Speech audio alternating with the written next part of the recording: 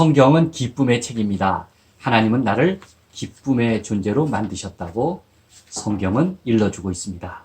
나란 존재 자체가 바로 하나님의 기쁨입니다. 그런데 사람들은 기쁨이나 행복조차 획득해야 할 수단으로 여깁니다. 그러다 보니 재수, 팔자, 횡재만 소중한 줄 알고 감사, 기쁨, 행복을 대수롭지 않게 여깁니다. 물론 사람의 행복은 저절로 만들어지지는 않습니다.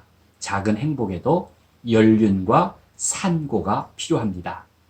그런데 우리는 자주 남과 비교해서 운이 좋고 나쁨을 따지는 나쁜 버릇이 있습니다. 얼마나 어리석습니까? 왜 이미 충분히 소중한 내 자녀를 남의 자녀와 비교합니까?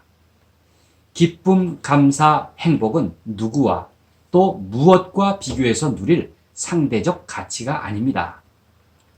사람들이 이러한 말에 수긍하지 못하니까 제일 가르치기 어려운 수학 문제는 우리가 받은 복을 세어보는 일이다 라는 말도 나왔겠습니까? 행복은 상대적이 아니라 절대적입니다. 그러므로 경쟁심이나 소유욕만으로 절대 기쁨을 누릴 수 있는 것은 아닙니다.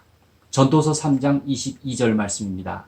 그러므로 나는 사람이 자기 일에 즐거워하는 것보다 더 나은 것이 없음을 보았나니 이는 그것이 그의 몫이기 때문이라 라는 말씀이 있습니다.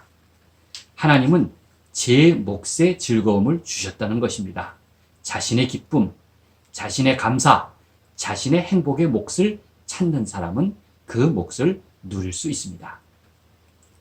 빌립보서는 대표적인 기쁨의 책입니다. 이 말씀을 기록한 사도 바울은 당시 감옥에 있었는데 기뻐할 여유가 어디에서 나왔을까요?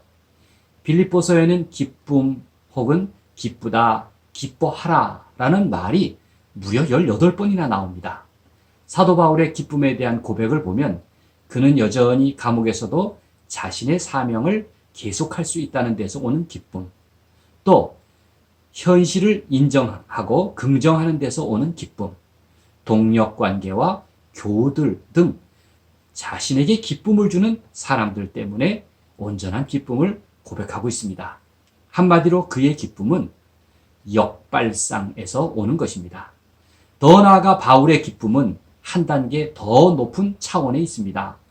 그것은 바로 주님 안에 있는 기쁨, 하나님 나라를 위한 기쁨입니다. 빌립보서 4장 4절은 이렇게 말씀하고 있습니다. 주 안에서 항상 기뻐하라. 내가 다시 말하노니 기뻐하라.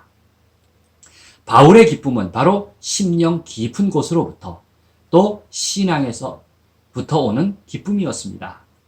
그리고 이 핵심적인 기쁨, 신앙의 기쁨이 있었기 때문에 그의 인생 전체를 기쁨이라고 말할 수가 있는 것입니다. 하나님이 함께 하시면 우리가 어떤 아픔을 겪더라도 기쁨과 감사를 발견할 수 있습니다. 인간이 겪는 어떤 고통 속에서도 한 가닥 은총의 빛이 스며들 여지는 있는 것입니다. 하나님의 은혜가 날마다 햇빛처럼 또 일용할 단잠처럼 우리 모두에게 가득하시기를 소망합니다.